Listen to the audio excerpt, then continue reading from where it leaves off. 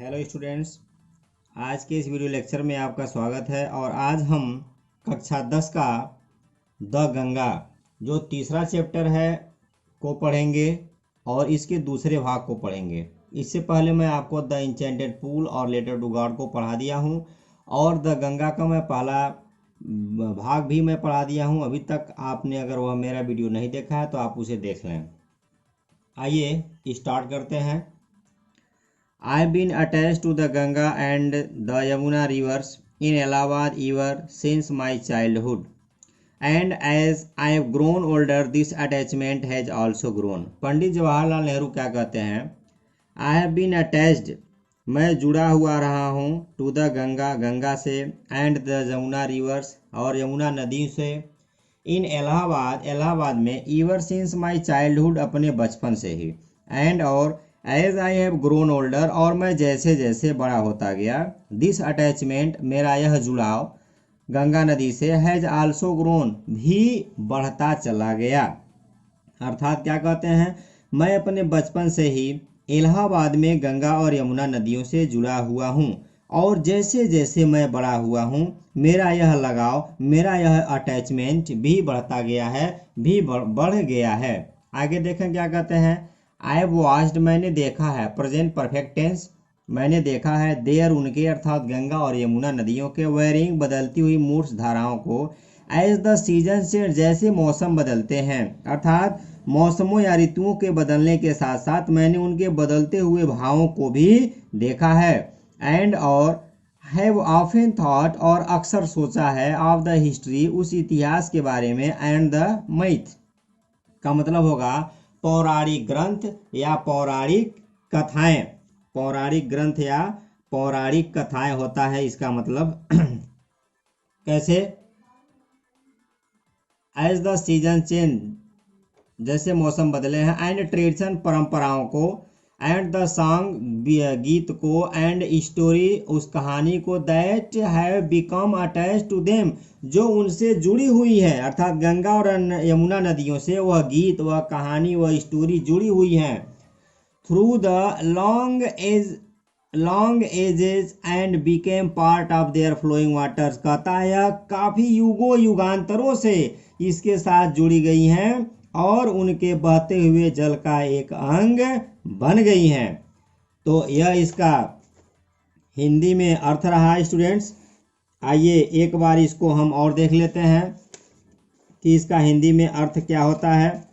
देखिए क्या कहते हैं पंडित जवाहरलाल नेहरू कि मैं अपने बचपन से ही इलाहाबाद में गंगा और यमुना नदियों से जुड़ा हुआ हूँ और जैसे जैसे मैं बड़ा होता गया यह लगाव भी बढ़ता चला गया। ऋतुओं के बदलने के साथ साथ मैंने उनके बदलते हुए भावों को देखा है और प्रायः इनके इतिहास और पौराणिक कथाओं, मिथ का मतलब होगा पौराणिक कथाओं और परंपराओं, ट्रेडिशन, गीतों और कहानियों के बारे में विचार किया है, को जाना है, जो युगांतरों से इसके साथ जुड़ गई हैं और इसके बहते जल का अंग बन गई हैं, वह कहानियां, वह गीत।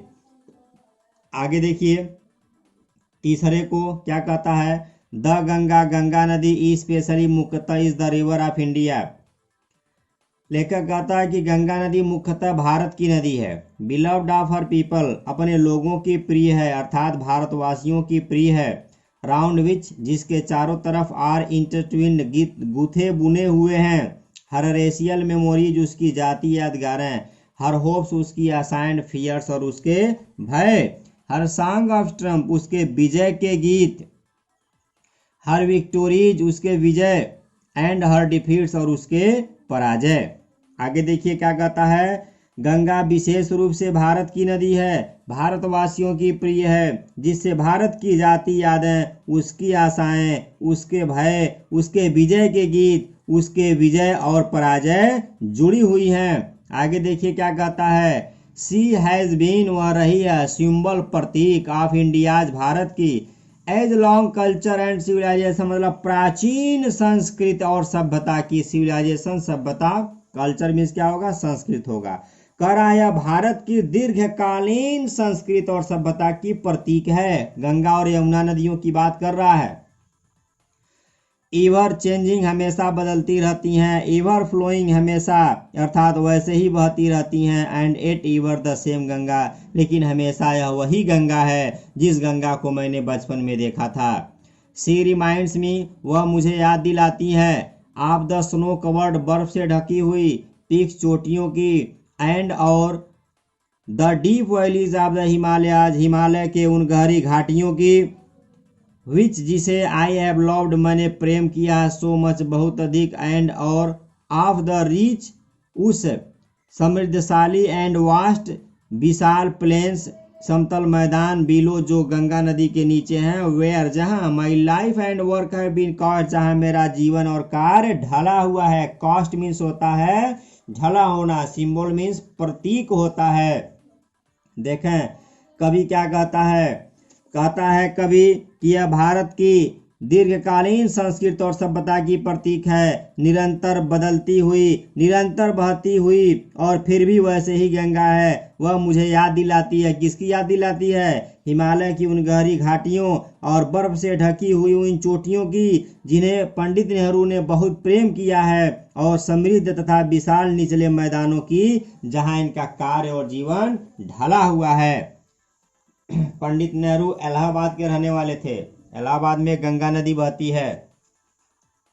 आगे देखा है स्टूडेंट्स, स्माइलिंग, मुस्कुराती हुई, एंड डांसिंग, नृत्य करती हुई, इन द मॉर्निंग, सूर्य की रोशनी में, सनलाइट मतलब मॉर्निंग, सुबह के समय सूर्य की रोशनी में या सूर्य के प्रातःकालीन प्रकाश में मुस्कुराती और नाचती हुई, एंड और डार्क, अंधेरी, एंड ग्लूमी का मतलब अंधकारमय पूर्ण, एंड फुल ऑफ मिस्ट्री और रहस्य से भर जाती है, as the evening shadows fall, जब संध्या काल का समय होता है।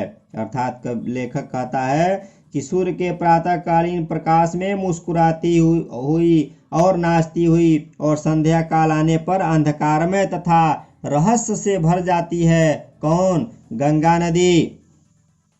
आगे देखें क्या कहता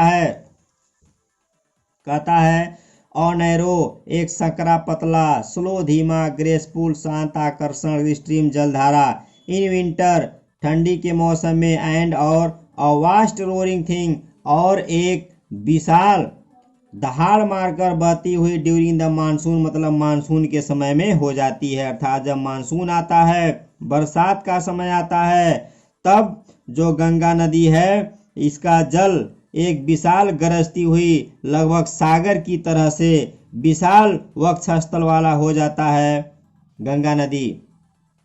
आगे देखें और क्या कहता है, almost as the winter wash during the monsoon, broad bosomed, चौड़े वक्षस्थल वाला हो जाता है, कपाट चौड़ी हो जाती है, ऑलमोस्ट एज द सी, लगभग समुद्र के समान, एंड और with something of the sea's power to destroy, कभी कभी तो यह अर्थात गंगा नदी समुद्र की ताकत को भी नष्ट करने की क्षमता रखती है, इतनी विशालकाय हो जाती है। आगे देखें, कह रहा है the Ganga has been to me, Ganga मेरे लिए रही है। क्या रही है? और सिंबल एक प्रतीक, एंड मेमोरी स्मृति of past of India, Bharat के गुजरे हुए समय के, रनिंग इनटू द प्रेजेंट जो आज वर्तमान में बह रही है, and flowing on to the great ocean of future, और कवि कहता है कि यह वर्तमान से होकर के भविष्य के विशाल सागर में प्रवेश कर जाती है। कौन? गंगा नदी। एक बार पुनः देख लें पैराग्राफ नंबर 4 का टोटल। कहता है सूर्य के प्रातःकालीन प्रकाश में, रोशनी में गंगा नदी मुस्कुराती और नाचती हुई बहती है, और संध्या काल होने पर, संध्या काल आने पर अंधकार से भर जाती है, रहस्य से भर जाती है, और जबकि शीतकाल में, ठंडी के समय में गंगा नदी संकुचित हो जाती है, नैरो हो जाती है, मंद धीरे धीरे और शोभा युक्त जलधारा, और मानसून के दौरान एक विशाल गरजती हुई लगभग सागर की तरह विशाल वक्षस्थल वाली और सागर की विनाशक शक्ति रखने वाली हो जाती है। यह गंगा मेरे लिए भारत के अतीत की प्रतीक सिंबल रही है, जो वर्तमान से होकर के भविष्य के विशाल सागर में प्रवेश कर जाती है। स्टूडेंट्स, यदि आप वर्ड मीनिंग नहीं याद किए हैं तो वर्ड मीनिंग आप याद कर लें। वर्ड मीनिंग याद करेंगे तो आपको और बेहतर ढंग से समझ में आएगा। वैसे जो मेरे अनुसार टफ वर्ड मीनिंग होते हैं मैं उनका हिंदी खुद लिख देता हूं ताकि आपको बेहतर ढंग से समझ में आ जाए।